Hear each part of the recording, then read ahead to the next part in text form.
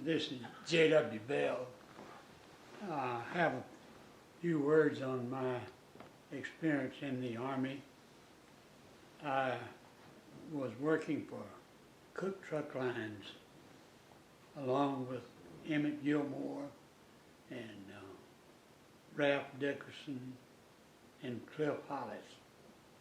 We were all subject to the draft in the 1940s. Gilmore volunteered in the year 1940, in the early part of it. I was drafted in October of that year, and he went into the Navy, I went into the Army. I was drafted, of course, at Shelby County, and my draft occurred at Fort Oglethorpe, Georgia. I, along with a bunch of other men from Memphis, went down on the train, and being awakened to life in the Army was really an experience. I remember the first afternoon we were ordered out to police up the grounds, which meant picking up all the cigarette butts that had been thrown down. Needless to say, this was a degrading thing for all of us, really.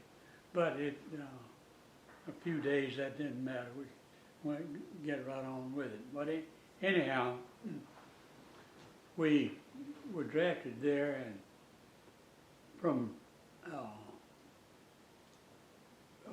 there we went to Camp Shelby for our basic training.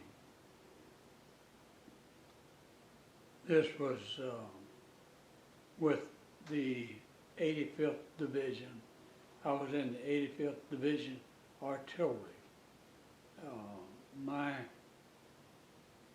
primary function was to establish coordinates to guide the artillery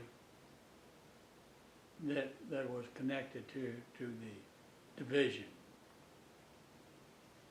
We took maneuvers there, basic training, which again was an experience. I can remember that we had a regular Army man directing our training, and he was going out every night, living it up. We were just young kids, couldn't get out, so we were in good shape. Within a month's time, we were in good shape. And the last thing we did in physical training that afternoon would be double time, which he would lead the double time as far as he could go, and he'd start to slow down, and there were a couple of us, we'd get behind and oh, come on, Sarge, let's go. And we'd make him run on. But anyhow, we had a couple of guys that were not material for the Army. Two of them were discharged with physical unfitness, and but that was about the extent of that. Our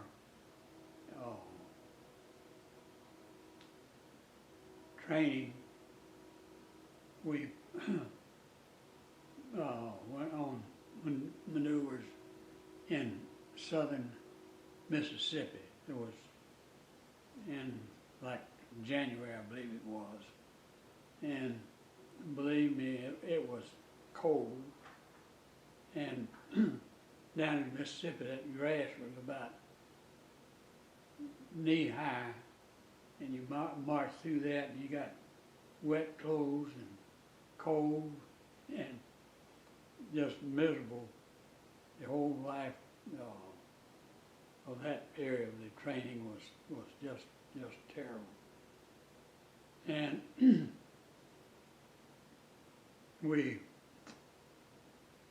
came back to camp, and then we went to Louisiana for maneuvers down there. And there was a few coral snakes around, stuff like that, which shook us up.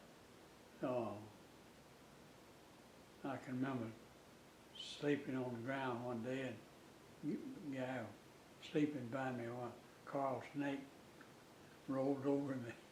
He jumped up and hollered, but anyhow, the snake got away. And this, we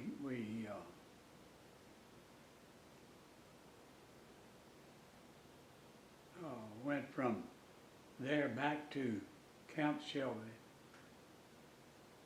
and then we went to the desert. We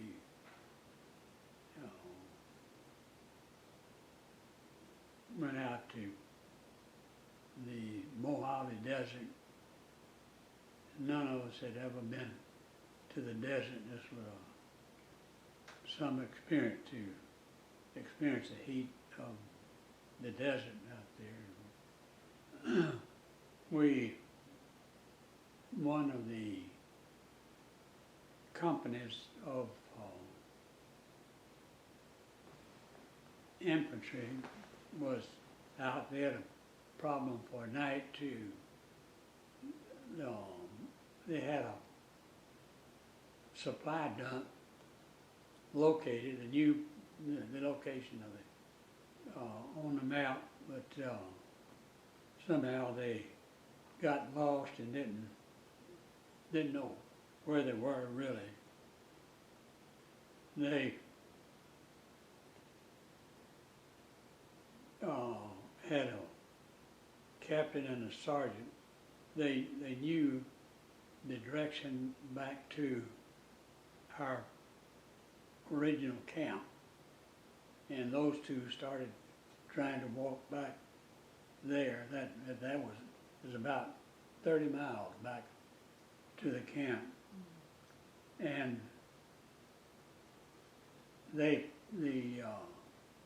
captain made it. The sergeant didn't, but he made it, and they went out and got the guys that were lost. And I've forgotten, there was something like 5 or 6 of them had died of thirst, but it went from that night till the next night before they were got relieved. And this we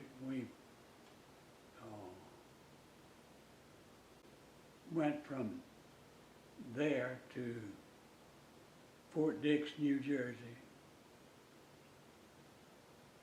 staging to go overseas. This was just about Christmas time, and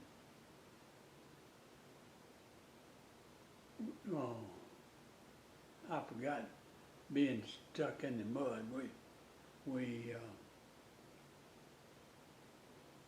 It started raining, and the mud was terrible. There's no improved roads in Italy at all. It was just gravel and dirt roads that we traveled on, and mud was everywhere. I remember we were getting to the entrance of the Po Valley, and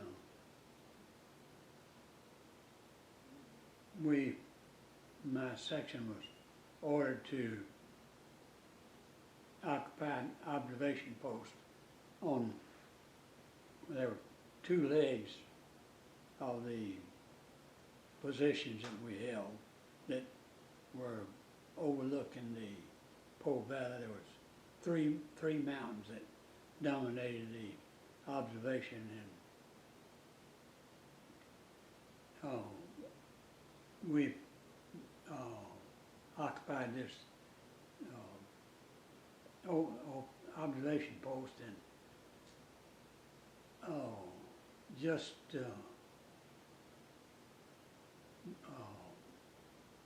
we were relieved just before Christmas, and on the way back, at Road Junction, there was a MP there at this road junction, and we pulled up there, and about the time we got there, this German plane went over, and he turned and came back straight.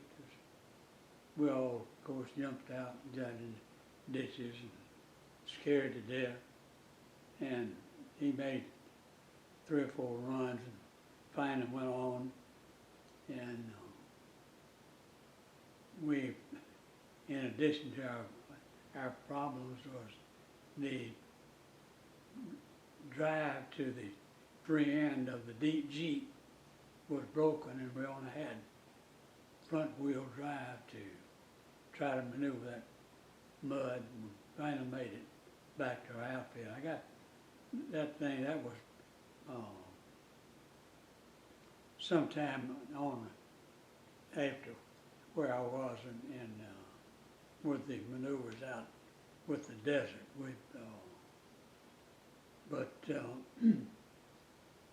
We went from the desert to Fort Dix, New Jersey, and we were staging to go overseas from there. We got permission to have a dance, and there was a lady locally there that could furnish a bunch of girls for a dance, and we'd planned to got a commitment from them. And the day before the dance was to occur, we were alerted to go overseas. We couldn't have any connection with any outside people, that no in contact at all. So there we were, all wanting to have a dance and no girls. And there was a whack outfit there, and I go up to that whack outfit and tell them my problem, and no problem. We furnished the girls, and they did. Well, it was quite a brawl. You can imagine those guys, everybody going overseas and knew where they're going, didn't know what they were going to be doing. But anyhow,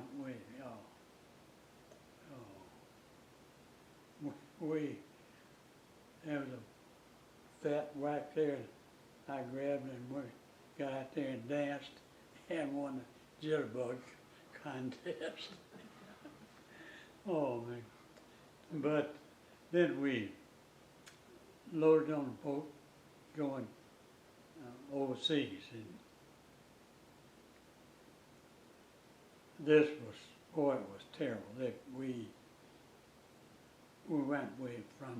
loaded at Hampton Roads, Virginia, and went south down to about to the equator, and it was hot, and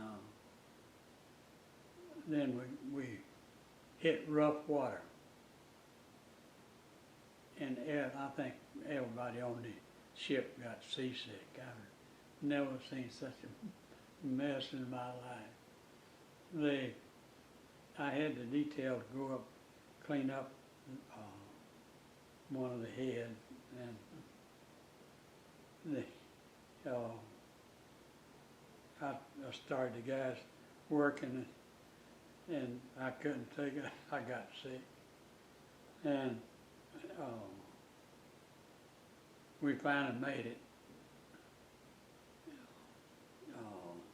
to Casablanca, and we loaded directly from the ship to rail cars. They called them 40 and 8s. They're just plain old box cars with no springs, nothing there, and they fill those things up with troops. We had Lister bag in every other car, no restroom, and every time that train stopped, it was rest break, all right. And took us 3 days to go from Hampton Road from Casablanca to Algiers, and life was pretty easy in Algiers, and we did some maneuvering there. The Army had come out with fuse that would explode above the ground in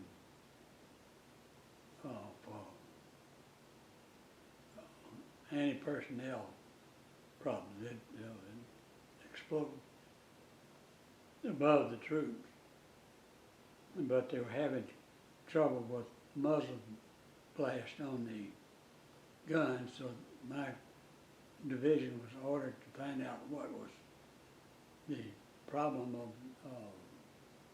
of exploding with as soon as they were fired. As soon as they were fired, explode. And we found out that they were firing, guns would be lined up 4 abreast, and they fire all 4 of them at the same time. And so we found that was the cause, and they started firing one gun, and none of them were fired at the same time, and it eliminated the problem anyhow. And we went from there to, well, we actually landed in Naples, Italy. We were entering combat for the first time. We spent about a month just out camping out and whatever training we supposed to take. We did that, and we were in an area. There was a river ran down fairly close to where we were, and they had blown the bridge over the river, and we had a pontoon bridge over that river, but it was under direct observation, and we had to keep it smoked. They had smoke pots out to cover the whole area, and that was the protection that it has on it. When they did sometimes run out of smoke bombs, and they'd catch fire. And this this area was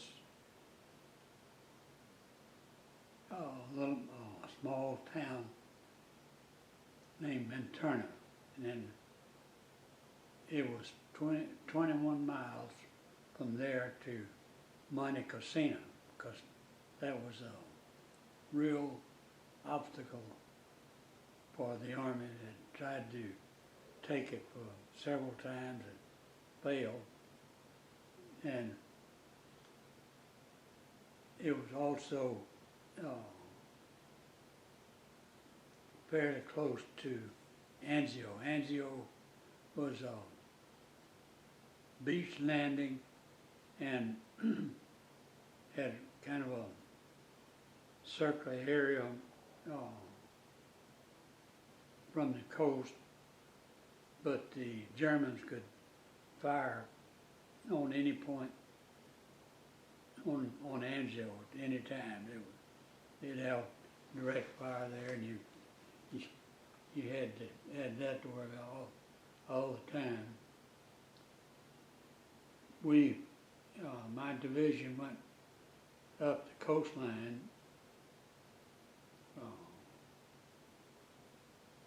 I think it was the second night out. We had taken a little old town, and we're going to rest of that night there. And there were several of us going to sleep in a building, but the Germans started dive bombing the thing. I remember we were on the second floor of this building. We scrambled downstairs and we had running over each other trying to get down. Finally did. Out when right by this building was a vacant square lot, just nothing but dirt. And one of the guys had jumped in a foxhole out there, and bomb had fallen close enough to him, to that foxhole, to the dirt, that it kicked up, just covered him completely, but his head had his head sticking out of the thing, and he was out there hollering help, and you really couldn't tell where it was. So we spent a little time trying to finally got him and dug him out. He was some scared dude. But anyhow, we went on that. That was below Rome. The Anzio beachhead was broken out there, and the Poles took Monte Cassino. So these were big victories for the Army there. And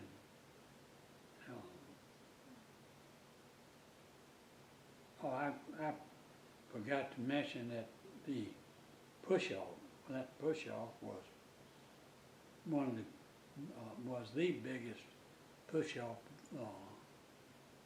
that ever happened before. There were more bigger than that after that, but there were 2,000 pieces of artillery lined up in that 20 miles between the coast and Cassino, and at 11 o'clock at night, May the 11th, every one of those guns fired, and you could be standing right by artillery piece, it firing, you couldn't distinguish noise from it from the rest of them. That was, I mean, that was everything from mortars up on the front till the eight inches back and back, all of them firing at the same time. This was after the Air Force had bombed for 3 hours. It bombed that whole area. There was forest up in the trees were just stripped where those bombs explode. And we